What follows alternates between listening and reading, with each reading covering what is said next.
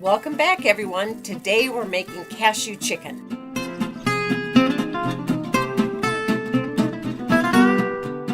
First, we're going to make our sauce. We're going to add in Worcestershire sauce, fresh garlic, and you can use powdered if you prefer, but fresh I think does a little better job.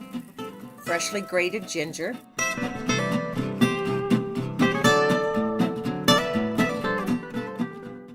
this is a sherry, or you can use white wine, either one. And a soy sauce. And we're going to stir that real well. Lastly, we're going to put in our cornstarch. And I usually like to whisk this so that it gets incorporated well. You don't want it getting lumpy. So I'll do this very, very slowly and get it mixed good. A spoon just doesn't do as good as a whisk. And for all the exact ingredients, just follow the link below and you can go over to the recipe and see the exact amounts.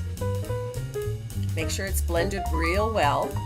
There's little bits of the ginger and garlic, so if you see in the bowl you can see some of that, but I'm being sure that all of the cornstarch is in fact getting blended. Now we're going to add our chicken. I do it a little different than some people do with stir fries. I like to marinate the chicken in the sauce so it absorbs a little of it and becomes more flavorful.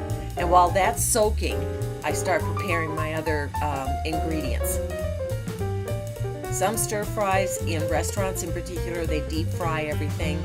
This kind of gives it a nice coating, a little bit more flavor. Now we're going to get our skillet ready, or wok. Put in a little oil. The key to stir frying is you want that oil really, really hot. Doesn't take much, a tablespoon or two, and that's it. Coat the whole bottom and let it get real hot. For a test, you can kind of put in a little of the sauce when you see that the oil is very, very hot. As you can see, this is getting warmer and warmer as we go along. And then we can add everything else. You don't want to put it into a cold oil. And stir, and we'll continue stirring it from time to time, otherwise just cook it on probably medium-high and with the lid. And then just periodically stir it up real good. Okay, now the chicken is cooked and it's thickened up a little bit, so right now we're going to go ahead and add our vegetable or chicken broth. It's your choice, and that gives us a nice, wonderful broth in our stir fry. And you'll see later on where it's really, really useful to have all this great broth, because we're going to be adding mushrooms. Stir it real well, and there we are.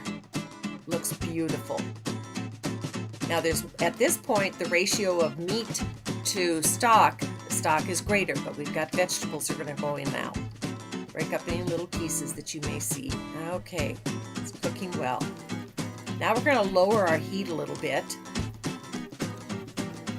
And we're going to add pea pods. Now these are straight from our garden. We just picked them just minutes ago.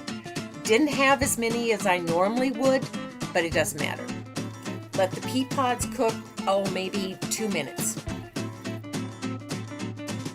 Now we're going to add our fresh mushrooms. And mushrooms tend to be very porous, so by cooking these, they are definitely going to absorb some of the liquid. That's why they say not to wash mushrooms, because it'll absorb all the water that you're rinsing it with. But when you're doing a sauce like this, for the mushrooms to absorb the broth and the slice or the sauce, that's wonderful. Cover it again a couple minutes, that's all. We don't want our vegetables turning into mush and being limp. Now we've cooked the mushrooms for a couple extra minutes. We're adding our cashews, stirring it up a bit. Maybe give it about another minute. Go ahead and put in a few green onions and then plate. Here we go.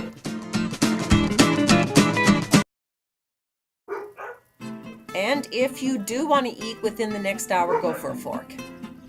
Hope you enjoy it. Thanks for joining us.